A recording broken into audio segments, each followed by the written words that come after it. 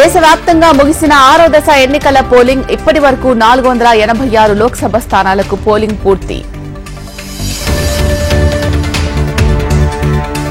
Drugs కేసులో సెలబ్రిటీలు ఉన్నా వదలొద్దు, తెలంగాణను డ్రగ్స్ ఫ్రీ స్టేట్ గా మార్చాలి అన్న సీఎం రేవంత్. జాబ్ క్యాలెండర్ పేరుతో నిరుద్యోగులను కాంగ్రెస్ మోసం చేసింది. ఇప్పటి వరకు ఒక్క నోటిఫికేషన్ ఇవ్వలేదని కేటీఆర్ ఫైర్. తెలంగాణలో తగ్గుముఖం పట్టిన వర్షాలు, మళ్లీ 44 డిగ్రీలకు చేరిన ఉష్ణోగ్రతలు. ఆగస్టు 15వ తేదీలోగా రైతు రుణమాఫీ కసరత్తు ప్రారంభించిన తెలంగాణ సర్కార్. మేడిగడ్డ బ్యారేజ్ మరమ్మతుల్లో కొత్త సమస్యలు, 20 పియర్ వద్ద భారీ బొంగను గుర్తించిన అధికారులు.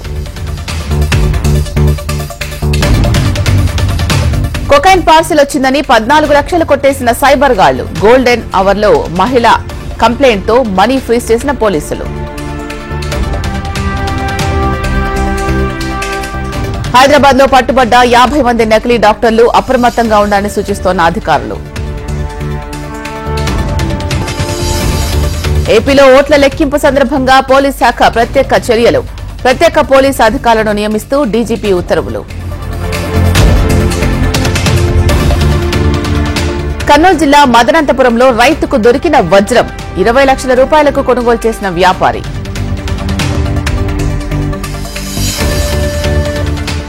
చిన్న గొడవను పట్టుకుని విపక్షాలు రాద్ధాంతం చేస్తున్నాయి. చంద్రగిరిలో పోలింగ్ తర్వాత అల్లర్లపై చెవిరెడ్డి రియాక్షన్. బాపట్ల జిల్లా కారంచేరులో రోడ్డు ప్రమాదం, ఎదురెదురుగా ఢీకొన్న బైకులు, 2 మృతి. రేవ్ పార్టీపై దర్యాప్తు ముమ్మరం చేసిన బెంగళూరు పోలీసులు. బ్లడ్ శాంపిల్స్ లో పాజిటివ్ వచ్చిన వారు విచారణకు రావాలని నోటీసులు. ఆరోపణలతో హేమ ప్రతిష్టకు భంగం కలిగించొద్దు, పోలీసులు ఆధారాలిస్తే చర్యలు తీసుకుంటామన్న మంచు విష్ణు. పీఓకేను స్వాధీనం చేసుకుంటాం, పాక్ అణుబాంబులకు భయపడేది లేదు అన్న అమిత్ షా. మోడీ మూడోసారి ప్రధాని కాకూడదని ఆశిస్తున్నాం, రిజర్వేషన్లతో పాటు రాజ్యాంగాన్ని మారుస్తారని అసద్ వ్యాఖ్య. దేశంలో బీజేపీ వేవ్ స్పష్టంగా కనిపిస్తోంది, మెజార్టీ ప్రజలు బీజేపీ వైపే ఉన్నారన్న మోడీ.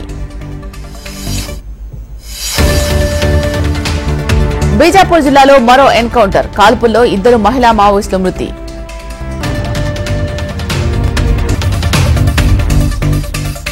రఫాపై సైనిక చర్యను తక్షణమే నిలిపివేయాలి, ఇజ్రాయెల్కు అంతర్జాతీయ న్యాయస్థానం ఆదేశం.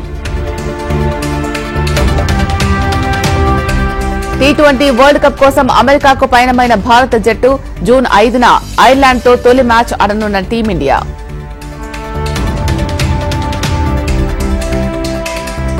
ఐపీఎల్లో నేడే ఫైనల్ పోరు, తలపనున్న కోల్కతా, హైదరాబాద్.